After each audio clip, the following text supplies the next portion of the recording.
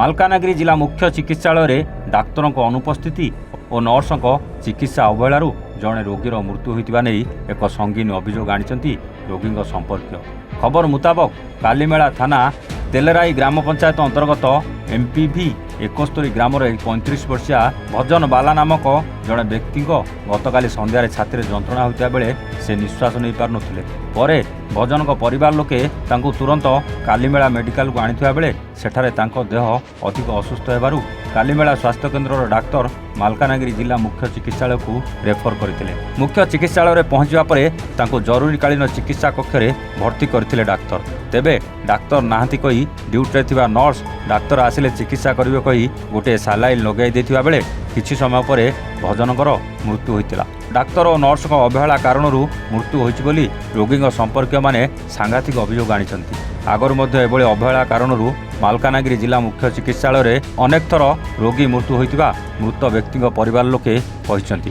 ଖବର ପାଇ ଗଣମାଧ୍ୟମର ପ୍ରତିନିଧିମାନେ ପହଞ୍ଚି ମାଲକାନଗିରି ଜିଲ୍ଲା ସ୍ୱାସ୍ଥ୍ୟ ଅଧିକାରୀଙ୍କୁ ଯୋଗାଯୋଗ କରିଥିଲେ। ପ୍ରତିକ୍ରିୟାରେ ଜିଲ୍ଲା ସ୍ୱାସ୍ଥ୍ୟ ଅଧିକାରୀ ଚିତ୍ରକୁଣ୍ଡା ଟୁର୍ରେ ଥିବାର କହିଥିଲେ ଓ ଅତିରିକ୍ତ ଦାୟିତ୍ୱରେ ଥିବା ସପନ କିମାର ଡିଣ୍ଡାଙ୍କୁ ଯୋଗାଯୋଗ କରିବା ପାଇଁ କହିଥିଲେ।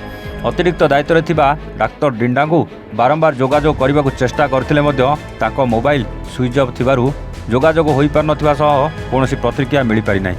ହେଲେ ଏଠି ପ୍ରଶ୍ନ ଉଠୁଛି, ଦିନରେ ଯେମିତି ସ୍ପେଶାଲିଷ୍ଟ ଡାକ୍ତରମାନେ ରୋଗୀଙ୍କ ଚିକିତ୍ସା କରୁଛନ୍ତି, ରାତିରେ ମଧ୍ୟ ସ୍ପେଶାଲିଷ୍ଟ ଡାକ୍ତରମାନଙ୍କୁ ଡ୍ୟୁଟିରେ ରଖାଯାଉନାହିଁ କାହିଁକି? ତାହେଲେ ଅତି ଗୁରୁତର ରୋଗୀମାନଙ୍କୁ ଚିକିତ୍ସା ପାଇଁ ଉପକୃତ ହୋଇପାରନ୍ତେ। ଜିଲ୍ଲା ଚିକିତ୍ସାଳୟର ଡାକ୍ତର ଏବଂ ନର୍ସମାନଙ୍କର ଏଭଳି ବ୍ୟବହାର ଉପରେ ଜିଲ୍ଲା ପ୍ରଶାସନର ନଜର ରହିବା ନିହାତି ଜରୁରୀ ବୋଲି ସାଧାରଣରେ ଚର୍ଚ୍ଚା ଜୋର ଧରିଥିବା ଦେଖିବାକୁ ମିଳିଛି।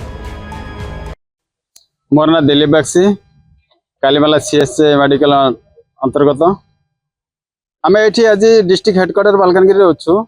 आमर जन पेसेंट आमर निजर परिचित 71 नंबर 126 भितर से पेसेंट काली सकाले निश्वास नेवा को कष्ट होता। आम कालीमेला CH आनी से रेफर से डिस्चार्ज कर देते।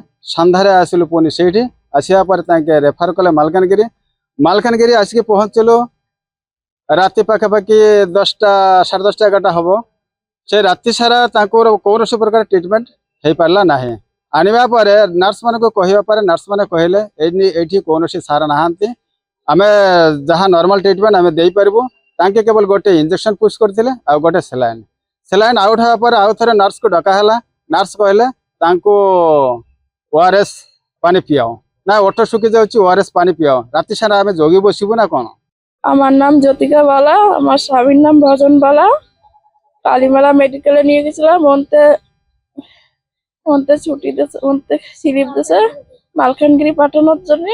মালকানগিরি নিয়ে আসি 11টার সময়। আইনে নিচে স্লিপ করছি, কাটার পরে নাম টাম লেহে তারপরে উপরে নিয়ে গেছে।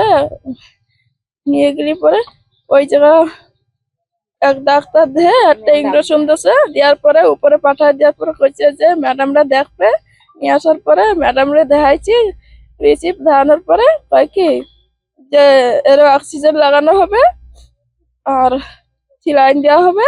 উপরে নিয়ে যাও 4তলা বেডে নিয়ে আইছি। নিয়ে আসার পরে ମାଲକାନଗିରିରୁ ବାଦଲ ବିଶ୍ୱାଳଙ୍କ ରିପୋର୍ଟ, A1 ଓଡ଼ିଶା।